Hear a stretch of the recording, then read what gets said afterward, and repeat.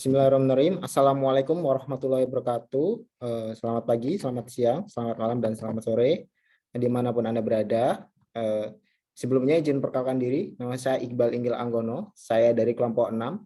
Saya mewakili kelompok saya untuk presentasi mengenai materi kami, yaitu Libidor, Perpustakaan dalam Genggaman, untuk ujian akhir mata kuliah Rekayasa Perlengkap Lunak. Dalam kelompok kami, anggotanya yaitu ada Alda Ralasati, kemudian ada Andre Gilang Firmansyah, ada saya Iqbal Inggil Anggono, Niputu Tiara, dan Siti Nur Aziza. Baik, untuk pembacaan materi, saya persilakan kepada Saudari Alda untuk membacakan materi pertama.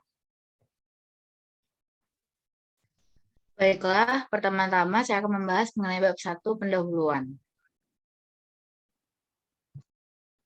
Yang pertama yaitu mengenai tujuan. Tujuan dari pembentukan dokumen ini adalah untuk digunakan oleh pengembang perangkat lunak agar nantinya dapat dijadikan acuan dalam melakukan pengembangan pada perangkat di tahap berikutnya, di mana dokumen ini disusun berdasarkan spesifikasi yang dibutuhkan oleh perangkat yang akan dikembangkan. Dengan adanya pengembangan sebuah perangkat lunak bernama Libidor ini diharapkan dapat memberikan kontribusi besar terhadap mahasiswa, masyarakat, serta instansi lain untuk dapat mengetahui bagaimana sesungguhnya perancangan sistem informasi perpustakaan digital yang dapat berjalan pada jaringan komputer ini dapat memaksimalkan informasi melalui layanan aplikasi yang memberikan kemudahan serta mampu meningkatkan kinerja seluruh sivitas baik dari kalangan akademika, karyawan, atau bahkan masyarakat umum dalam lingkup kegiatan perpustakaan. Bagian selanjutnya yaitu mengenai lingkup masalah, di mana pada aplikasi Libidor ini ada lingkup masalahnya. Itu yang pertama, Libidor merupakan perangkat lunak yang digunakan untuk membantu kegiatan di lingkup perpustakaan.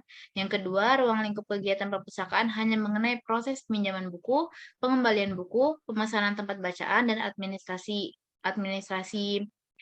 denda. Yang ketiga itu aplikasi ini dikembangkan guna mengkomunikasikan pesan antara user dan pihak perpustakaan. Dan yang terakhir yaitu pengembangan aplikasi difokuskan kepada konektivitas internet dan sistem informasi terdistribusi yang akan berakar dan diolah lebih lanjut oleh server pusat pihak perpustakaan. Selanjutnya yaitu mengenai permasalahan yang ada di aplikasi Libidor ini. Beberapa perpustakaan masih belum mempunyai sistem informasi perpustakaan yang terintegrasi dengan sistem informasi. Oleh karena itu, masih banyak perpustakaan yang tidak mencapai tujuan dalam efektivitasnya untuk melayani pengguna. Ketidakefektifan ini tergambar dari masih panjang dan manualnya kegiatan yang dilakukan di lingkup perpustakaan, mulai dari peminjaman buku, pengembalian buku, pemeriksaan ketersediaan buku bacaan, hingga proses administrasi untuk denda yang masih mengharuskan pengunjung pergi langsung ke perpustakaan. Yang pada intinya, perpustakaan masih belum berhasil mencapai tujuannya untuk menyediakan pelayanan yang berkualitas dengan basis sistem informasi guna meningkatkan peningkatan pekerjaan. Berkaca dari hal tersebut, maka garis besar permasalahannya adalah bagaimana nantinya kemudian kami dapat merancang sebuah sistem informasi perpustakaan dengan sistem terkomputerisasi menggunakan bahasa pemrograman PHP sebagai sistem prosesor dengan HTML, JavaScript, dan CSS sebagai tampilannya. Selanjutnya, saya kembalikan kepada moderator.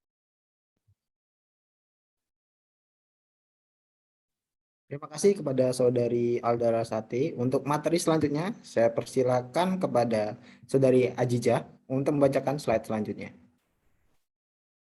Selanjutnya ada deskripsi umum sistem, yang dimana pertama itu ada kebutuhan user. Kebutuhan user merupakan suatu kebutuhan yang ditulis dari perspektif bisnis yang dibuat. Dalam Libidor terdapat beberapa sistem, yaitu ada komputer user, sistem perpustakaan, dan online ticketing. Kemudian yang kedua ada kebutuhan fungsional. Adapun kebutuhan fungsional merupakan jenis kebutuhan yang berisi tentang proses-proses apa saja yang nantinya dilakukan oleh sistem. Di kebutuhan fungsional ini terdapat fungsi administrator dan juga fungsi user. Lalu yang ketiga ada kebutuhan non-fungsional, yang dimana kebutuhan non-fungsional ini merupakan kebutuhan yang menitik beratkan pada properti perilaku yang dimiliki oleh sistem atau batasan. Selanjutnya ada lingkungan operasi. Lingkungan operasi ini meliputi spesifikasi perangkat keras dan sistem OS untuk menjalankan aplikasi Libidor, yang dimana aplikasi Libidor ini akan bekerja dengan spesifikasi seperti platform sistem operasinya yaitu pada PC dan smartphone. Kemudian versi sistem operasinya yaitu Windows, macOS, Android, dan iOS. Dan DBMS-nya itu ada network database.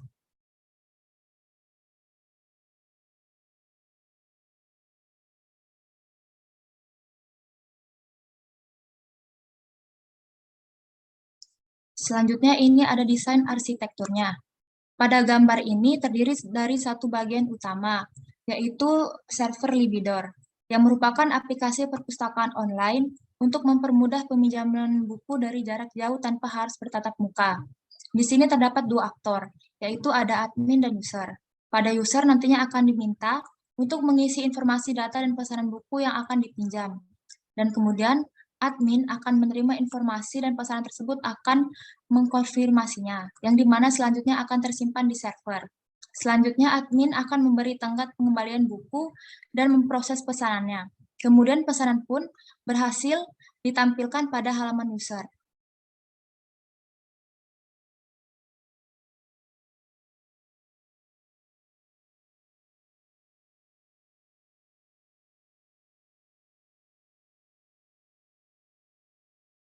Oke, terima kasih dari Saudara Siti Nurhajijah. Selanjutnya saya persilakan kepada Niputu Tiara untuk melanjutkan materinya. Baik, saya kembalikan kepada moderator. Baik, terima kasih moderator atas kesempatannya. Berikut adalah use case diagram dari perangkat lunak Libidor, di mana user dapat melakukan login, kemudian dapat melihat informasi buku, dapat memilih buku, dapat memilih orderan yang akan dikonfirmasi, dapat melihat informasi histori peminjaman buku, dan dapat mengkonfirmasi pengembalian buku. Lalu untuk sistem sendiri, sistem dapat memvalidasi akun, memvalidasi data konfirmasi, dan melakukan pengecekan denda, di mana sebelumnya sistem akan memberikan notifikasi denda kepada user, kemudian user akan melakukan pembayaran, yang dilanjutkan dengan penyimpanan data validasi. Baik, sekian dari saya kembalikan kepada moderator.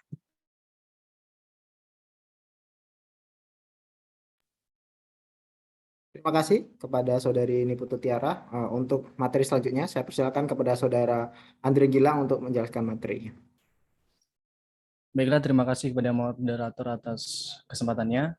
Di sini saya akan menjelaskan mengenai desain data.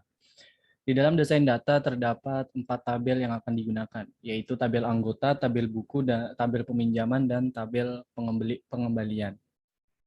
Tabel anggota ini merupakan tabel yang berisi data pengguna yang melakukan registrasi maupun peminjaman buku. Kemudian di dalam tabel buku terdapat berisi data buku yang terdapat di perpustakaan untuk ditampilkan di dalam halaman aplikasi. Kemudian terdapat tabel peminjaman, di sini berisi data anggota yang melakukan peminjaman buku. Kemudian terdapat tabel pengembalian. Di dalam tabel pengembalian ini berisi data anggota yang mengembalikan buku serta data denda apabila melanggar peraturan perpustakaan. Baik, demikian yang bisa saya sampaikan. Saya kembalikan kepada moderator. Terima kasih kepada Saudara Andre Gilang. Untuk materi selanjutnya adalah materi desain UI yang akan saya bacakan sendiri. Desain UI. User interface yang kami kembangkan masih dalam tahap awal sehingga masih dalam tampilan web sederhana dengan tema referensi yang simpel dan mudah dibuat. UI yang kami gunakan juga memberikan menu yang mudah diakses dan dibedakan menjadi 2 kategori, yaitu dalam mode transaksi dan mode master. Kami menggunakan Angular yang berbasis TypeScript atau merupakan sebuah cabang bahasa pemrograman dari JavaScript, HTML, dan CSS. Yang di dalam terdapat sebuah link untuk menciptakan sebuah UI dan UX dalam penampilannya tersebut. Karena tampilannya masih sederhana, kami masih belajar dalam penggunaan Angular tersebut. Jadi UI yang digunakan masih dalam pengembangan dan masih akan terus diperbaiki dan harapannya akan lebih menarik dan tetap sederhana dan simple. Next slide.